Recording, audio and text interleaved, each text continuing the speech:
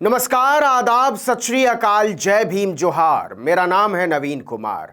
नेहरू से नरेंद्र भाई की नफरत अब यहां तक पहुंच चुकी है कि वो उनके नाम से जुड़ी हर निशानी को इतिहास के पन्नों से मिटा देना चाहते हैं। इसकी ताजा कड़ी में नेहरू म्यूजियम को प्रधानमंत्री संग्रहालय में बदला जा रहा है। इसके उद्घाटन के लिए उन्होंने 14 अप्रैल यानी अंबेडकर जयंती का मौका चुना है।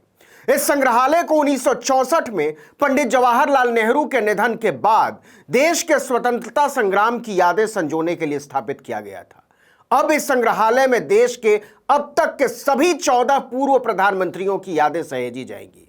पहली नजर में आपको लग सकता है कि इसमें गड़बड़ क्या है, लेकिन यह सवाल पूछते हुए भीतर से आप भी जानते हैं कि इस फैसले के पीछे नेहरू से मोदी की खुन्नस के अलावा कुछ नहीं है। और इस खुन्नस की वजह है नेहरू जैसे सचमुच के वैश्विक नेता के सामने मोदी के अंदर बैठा हुआ कमतरी का एहसास। ह्यूस्टन में प्रायोजित हाउडी मोदी के तमाशे के बावजूद वो तस्वीरें मोदी को अक्सर परेशान करती रहती हैं जब नेहरू को रिसीव करने के लिए अमेरिकी राष्ट्रपति खुद हवाई अड्डे पहुंच गए थे। और ऐसा एक बार नहीं, नेहरू की दोनों अमेरिका यात्राओं के दौरान हुआ। पहली बार 1949 में जब हेनरी ट्रूमन राष्ट्रपति थे और दूसरी बार 1961 में जब केनेडी राष्ट्रपति थे। ट्रूमन जब वाशिंगटन के हवाई अड्डे पर पहुंचे तो उन्हें पता चला नेहरू की फ्लाइट 50 मिनट लेट है। उनके गार्ड्स ने वापस व्हाइट हाउस चलने का अनुरोध किया, कहा फ्लाइट लैंड करने से 5 मिनट पहले दोबारा आ जाएं। व्हाइट हाउस हवाई अड्डे से केवल 10 मिनट की दूरी पर था, लेकिन ट्रूमैन ने मना कर दिया। उन्होंने कहा वो इंतजार करना पसंद करेंगे। मैं मिस्टर नेहरू को फ्लाइट से उतरते हुए देखने का मौका जाने नहीं देना चाहता। वॉशिंगटन और न्यूयॉर्क की गलियों में नेहरू को देखने के लिए हजारों लोग उमड़ पड़े थे, और वो लोग किसी इवेंट मैनेजमेंट का हिस्सा नहीं थे, भाड़े के लोग नहीं थे। विस्कॉन्सिन यूनिवर्सिटी में उन्हें सुनने के लिए लोगों ने दफ्तरों से छुट्टियां ले ली थी। नेहरू के बाद भारत के किसी भी प्रधानमंत्री को यह सम्मान हासिल नहीं हुआ। जी हां, टीवी चैनलों के प्रायोजित विश्व गुरु नरेंद्र मोदी को भी नहीं। उन्हें भाड़े पर भीड़ जुटानी पड़ती है। और यह बात मैं नहीं कह रहा हूं। आज तक की एक एंकर ने अमेरिका में एक ढोलकिये से पूछा था कि मोदी आ रहे इसलिए खुशी में बजाने आए हैं। उसने जवाब दिया था, हमें क्या पता मोदी कौन है, हमको तो पैसा मिलेगा इसलिए बजाने आए। फिर से नेहरू म्यूजियम और मोदी की कुंठाओं पर जरा लौटते हैं। राकेश कायस्थ लिखते हैं, नेहरू मेमोरियल यानी एक ऐसे व्यक्ति की स्मृतियों का केंद्र जिसने शुरुआती 17 साल तक भारत का नेतृत्व किया। नेहरू ने तमाम लोकतांत्रिक संस्थाओं की नींव डाली और उन्हें मजबूत किया। आधुनिक शिक्षा से जुड़ी अनगिनत ऐसी संस्थाएं बनाई जिन्होंने वैज्ञानिक दृष्टिबोध से लैस कई पीढ़ियां तैयार की।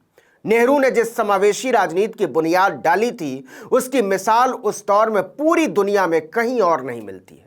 नेहरू ने अपने धुर विरोधी अंबेडकर को कानून मंत्री बनाया। स्वतंत्रता संग्राम का विरोध करने वालों के साथी होने के बावजूद श्यामा प्रसाद मुखर्जी को मंत्री बनाया था। वामपंथी, दक्षिणपंथी और मध्यमार्गी सब ऐसे सांसद भी जो संसद में अपनी ही पार्टी के प्रधानमंत्री की नीतियों पर प्रहार करते थे और नेहरू बहस के बाद उन्हें शाबाशी देते थे। ये कलेजा था नेहरू का, ये समझ थी नेहरू की। लोहिया और वाजपेयी को दाद देने वाले नेहरू को मिटा देने की कुंठा में नेहरू को मिटा देने की चालों से क्या नेहरू मिट जाएंगे? इसका जवाब है नहीं। नेहरू को मिटाने की जितनी कोशिशें होंगी, नेहरू उतने ही बड़े नजर आएंगे। हो सकता है मोदी नेहरू से ज्यादा वक्त तक भारत के प्रधानमंत्री हो जाएं, लेकिन वो चाह कर भी काल कोठरी के 12 साल अपनी सीवी में नहीं जोड़ पाएंगे जो नेहरू ने जेलों में भारत की आजादी के वास्ते काटे थे। मोदी तनखैया लेखकों के लिखे हुए ऐतिहासिक तौर पर भ्रष्ट भाषणों पर भले तालियां पिटवा लें और विकिपीडिया गूगल के जमाने में सिकंदर को पटना पहुंचा दें, नानक, कबीर, गोरखनाथ की बैठक करवा दें, लेकिन वो इस सच को नहीं बदल सकते कि नेहरू ने जेल की काल कोठरी में बैठकर डिस्कवरी ऑफ इंडिया और विश्व इतिहास की झलक जैसे इतिहास ग्रंथ लिख डाले थे। नेहरू के कद के सामने मोदी के कुंठित रहने की कोई एक वजह नहीं है। एक किस्सा सुनिए। मोदी सरकार के पहले कार्यकाल के दौरान 2015 में इंडोनेशिया के बांडुरंग में एशियाई अफ्रीकी देशों का सम्मेलन हुआ था। तत्कालीन विदेश मंत्री सुषमा स्वराज भारत का प्रतिनिधित्व कर रही थी। नेहरू से मोदी की खुन्नस का आतंक ऐसा था कि सुषमा स्वराज ने अपने संबोधन में नेहरू का नाम तक नहीं लिया, जिक्र तक नहीं किया। उस सम्मेलन में एशिया और अफ्रीका के कई देशों के नेताओं ने दुनिया में मानवता व लोकतंत्र के लिए बेहतर मूल्यों की स्थापना में नेहरू का योगदान दिलाकर शर्मिंदा कर दिया था।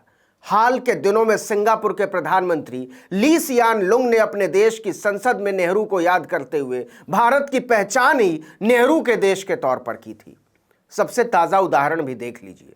रूस और यूक्रेन के मामले में जब मोदी बुरी तरह फंस गए तो उन्हीं नेहरू की गुट निरपेक्ष नीतियों की शरण में जाकर गिरे, जिनकी विराट और उदार छवि के सामने वो हर रोज बौने महसूस करते हैं। तो सवाल है कि नाम मिटा देने की इस पूरी प्रक्रिया को आखिरकार इतिहास कैसे देखेगा। इतिहास दर्ज कर रहा है कि नेहरू ने क्या क्या बनाया और मोदी ने क्या क्या मिटाया। मोदी बड़े नेता हो सकते हैं, लेकिन वो स्टेट्समैन नहीं है। नेता वही बड़ा होता है जो स्टेट्समैनशिप करता है, सेल्समैनशिप नहीं। स्टेट्समैन तर्क को बढ़ावा देता है, अक्सर धारा के विपरीत चलता है और यह सोचता है कि वह जिस देश का पहरुआ है, अगले 50-100 साल में उसके लोगों की सोच और भविष्य किस तरीके के होंगे। सेल्समैन हर चीज को बेचने की बात करता है, क्योंकि व्यापार उसके खून में होता है। वो समाज में व्याप्त विध्वंसक भावनाओं को भी भड़काता है और उसकी मार्केटिंग करता है। राकेश कायस्थ लिखते हैं कि नेहरू के लिए सबसे ज्यादा आसान होता कि आजादी के बाद वो एक और हिंदू पाकिस्तान बना देते या संसदीय लोकतंत्र के बदले प्रेसिडेंशियल सरकार बना देते। नेहरू चाहते तो ये चुटकियों में कर सकते थे, लेकिन उन्होंने ऐसा नहीं किया। इतिहास का हवाला देकर केवल कायर, निकम्मे, अनपढ़ और जिम्मेदारियों से भागने वाले नेता रोते हैं। इसीलिए नेहरू के किसी भी भाषण में इतिहास का रोना नहीं मिलेगा, सिर्फ भविष्य की संकल्पना मिलेगी। यह नेहरू की ही रखी हुई बुनियाद है कि आरएसएस और भाजपा की सतत कोशिशों के बावजूद भारत को नफरती भीड़ में नहीं बदला जा सका है। संघ और मोदी इसे बर्दाश्त नहीं कर पाते। वो नहीं जानते कि इतिहास के चंद पन्नों को नोच कर फेंक देने से इतिहास नहीं बदल जाया करते।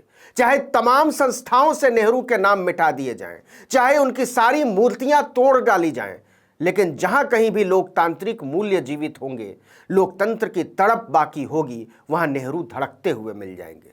असहमति और विरोध को चरम घृणा में बदल देने को ही न्यू इंडिया का इश्तिहार चमकाने वाले जब तक इस बात को महसूस करेंगे कि नेहरू की ऊंचाई के सामने वो बहुत बौने नजर आते हैं, तब तक जनता उन्हें इतिहास के कूड़ेदान में फेंक चुकी होगी। इस वीडियो में इतना ही, लेकिन अगर आपने आर्टिकल 19 इंडिया को अब तक सब्सक्राइब नहीं किया तो फौरन कर लीजिए। यूट्यूब पर देख रहे हैं तो सब्सक्राइब कर लीजिए, फेसबुक पर देख रहे हैं तो लाइक कर लीजिए हमारे पेज को, और इंस्टाग्राम पर देख रहे हैं तो पेज को फॉलो कर लीजिए। हमारा ट्विटर हैंडल है article19_India। नमस्कार।